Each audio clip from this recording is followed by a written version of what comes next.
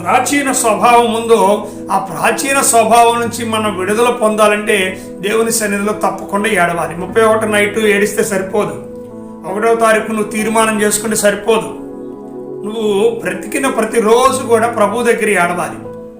బ్రతికిన ప్రతిరోజు కూడా ప్రభు దగ్గర మొరపెట్టాలయ్యా, ఆ పాత జీవితం నాకు వద్దయ్యా, పాత బ్రతుకు నాకు వద్దయ్యా, నేను ఇంకా ఆ బ్రతుకు బ్రతకడానికి నాకు ఇష్టం లేదయ్యా, ఇది అసహ్యమైన జీవితం, అది భయంకరమైన జీవితం, నా జీవితంలో నేను చేయరాని తప్పులు నేను చేశాను, నేను చేయరాని పొరపాట్లు నేను చేశాను, నేను నా భార్యను దొక్కబెట్టాను, నా బిడ్డలను దొక్కబెట్టాను, అయ్యా నా భర్తను దొక్కబెట్టాను, నా తల్లిదండ్రులను దొక్కబెట్టాను, నా సమాజాన్ని దొక్కబెట్టాను, నా సంఘాన్ని దొక్కబెట్టాను, అయ్యా నా బ్రతుకి భయంకరమైన బ్రతుకు ప్రభువా అని ఏనాడైనా నువ్వు ప్రార్థన చేసావా?